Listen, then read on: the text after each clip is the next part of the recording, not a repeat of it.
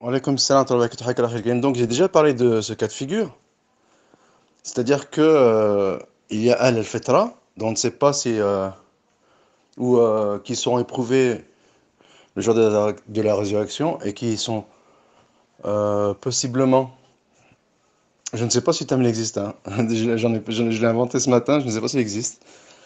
Donc ils sont possiblement susceptibles ou qui sont susceptibles de rentrer au paradis, donc qui ont l'opportunité de rentrer au paradis ou qui auront l'alternative de rentrer au paradis. Euh, mais pour ce qui est des non-musulmans du XXe siècle, il y a bien sûr des non-musulmans qui rentrent dans cette catégorie, comme éventuellement ceux qui vivent dans les, euh, dans les forêts d'Amazonie. Mais il y a aussi des non-musulmans qui, sans entrer dans cette catégorie, ont des similitudes avec cette catégorie, notamment ceux qui ont reçu une image déformée de l'islam. Après, jusqu'à quel point cela joue en leur faveur, parce que même avec une image déformée de l'islam, eh bien, s'ils n'adhèrent pas à l'islam, ils sont voués à l'enfer, puisque les musulmans eux-mêmes, ils adhèrent à l'islam selon une vision déformée de l'islam et qui correspond à leur conjoncture, à leur environnement, qui lui est décadent.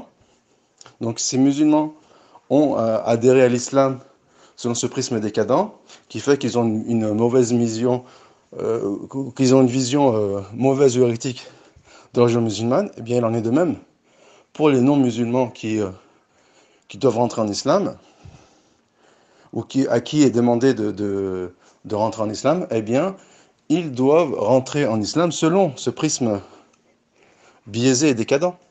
Donc il est faux de dire en absolu qu'ils sont excusables parce qu'ils ont une vision déformée de l'islam. Et j'avais expliqué aussi par le passé que la vision déformée de l'islam, elle est éventuellement causée en raison euh, ou en punition de l'égarement des non-musulmans, ce qui les égare davantage. Donc ils sont dans des ténèbres plus sombres les uns que les autres. J'en ai déjà parlé. Mais sinon, il y a effectivement une catégorie qui, même ayant entendu parler de l'islam, peut éventuellement, par analogie, être assimilée au,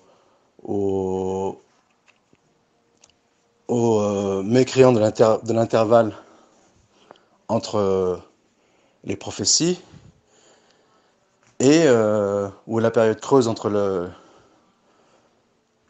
les prophéties, mais dans quelle mesure et en quelle proportion, il est impossible de le dire. On peut juste le théoriser. Voilà. Après, pour ce qui est de un tel ou un tel, bien sûr, ce n'est pas entre nos mains. Et à la limite, on n'est pas demandé, il ne nous est pas demandé de deviner si un tel fait partie de Al-Fitra ou non. Et d'ailleurs, souvent, enfin, on me pose parfois la question, euh, étant donné qu'à notre époque, l'islam, les gens ont une vision différente de l'islam, est-ce qu'on peut considérer que, par exemple, les Occidentaux font partie de Al-Fitra? Non, on n'est pas, il ne nous est pas demandé de répondre à cette question. Mais que certains d'entre eux le soient, on va dire éventuellement, par rapport à ce que je viens d'établir, mais sans savoir dans quelle proportion.